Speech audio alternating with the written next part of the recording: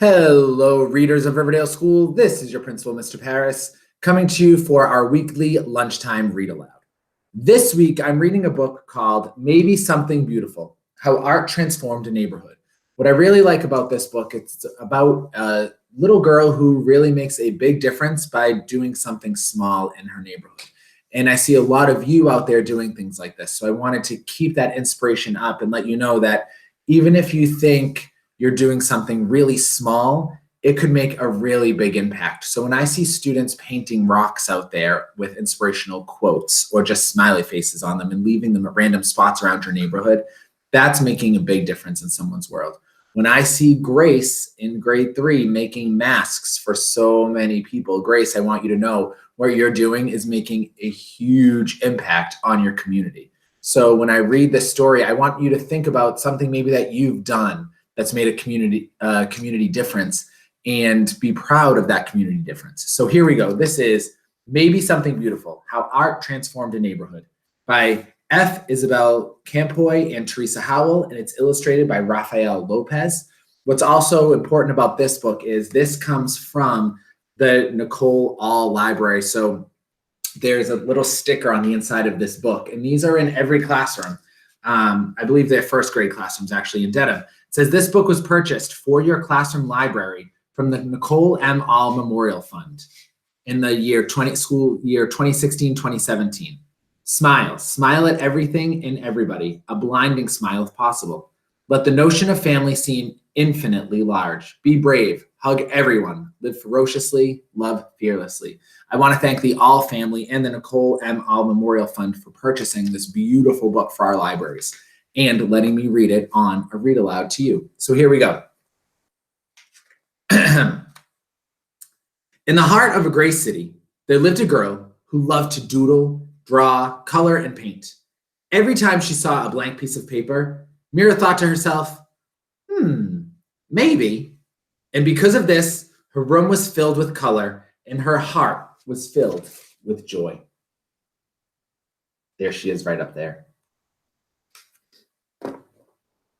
On her way to school one day, Mira gave a round apple to Mr. Henry, the owner of the shop down the street. She gave a flower to Ms. Lopez, the lady with the sparkling eyes. Again, this reminds me of so many students who are coloring rocks and giving them to random people in the community or just placing them places. She gave a songbird to Mr. Sachs and a red heart to the policeman who walked up and down the streets. On her way home, Mira tapped a glowing sun. On her way home, Mira taped a glowing sun onto the wall hiding in the shadows. Her city was less gray, but not much. And all those little pieces of color. Notice too, readers, that when I was reading the story and I realized I made a mistake by saying tapped instead of taped, I went back and I corrected myself. You can do that when you're reading. The next day, Mira saw a man with a pocket full of paintbrushes. He gazed at the wall. He looked at her son. He held his fingers up in a square and peered down through them. He said thoughtfully. What do you see? Mira asked. Maybe something beautiful, the man replied. Look how colorful he is.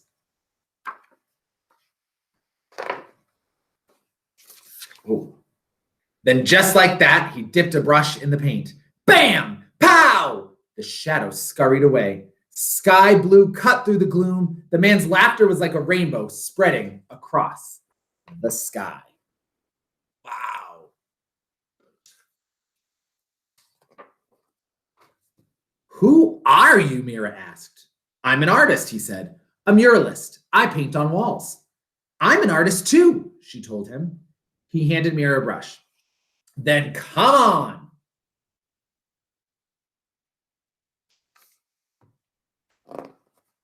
Mira dipped it in the loudest color she saw. Yowie! The wall lit up like sunshine. This is also, as I'm reading this, making me think about if you've ever seen the movie The Wizard of Oz, how it starts in black and white and then starts to come into color. That's what I'm thinking of when I'm starting to read this too. As the man drew pictures on the bricks, Mira added color, punch, and pizzazz. Soon, Mr. Sachs joined in. Then came others. Everyone painted to the rhythm. Salsa, merengue, bebop. Now her community members are starting to join in when they're seeing what she's doing. Even Mira's mama painted and danced the cha-cha-cha. The whole neighborhood became a giant block party. Until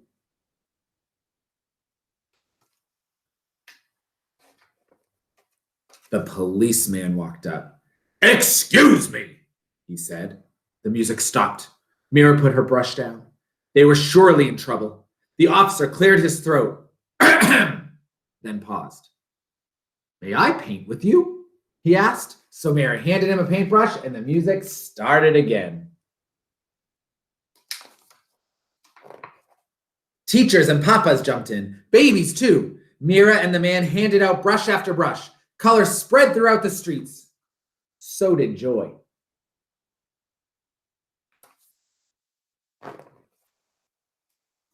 Wherever Mira and the man went, art followed like the string of a kite. Ooh, I love that simile.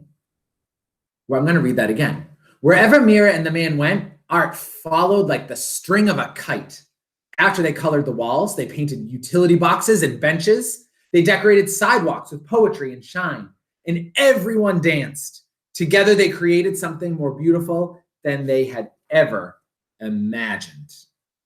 I think too about when I drive around Dedham, sometimes I see utility boxes painted, and I see a lot of your chalk work on the sidewalk. When their clothes were splattered with a million colors, everyone sat down to rest. Whew. Except the muralist. His eyes sparkled. "You, my friends, are all artists," he told them. "The world is your canvas." He smiled wide, then pulled everything together in big, sweeping motions. His paintbrush was like a magic wand.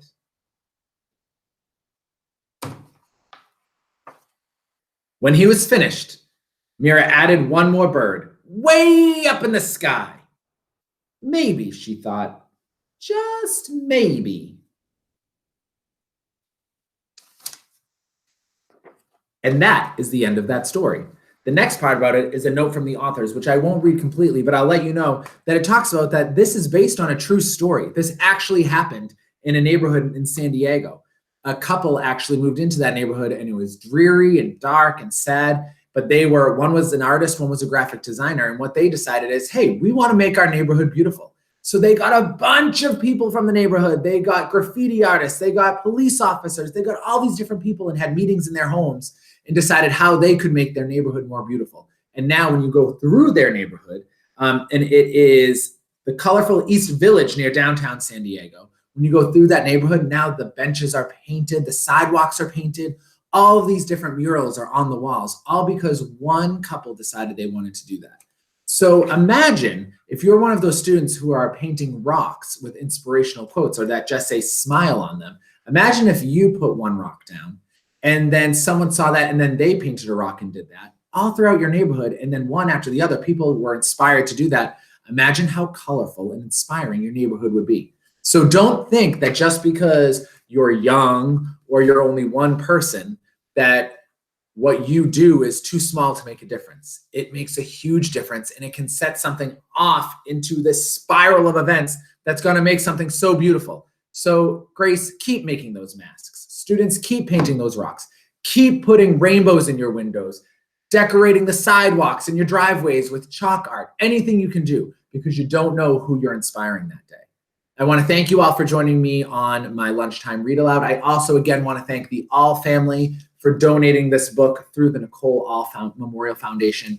It is really so inspirational, and we love having these books in our school, and we love having the All family always a part of the Riverdale family. Thank you all very much. Have a great weekend. Enjoy the sunshine, and I'll see you next week.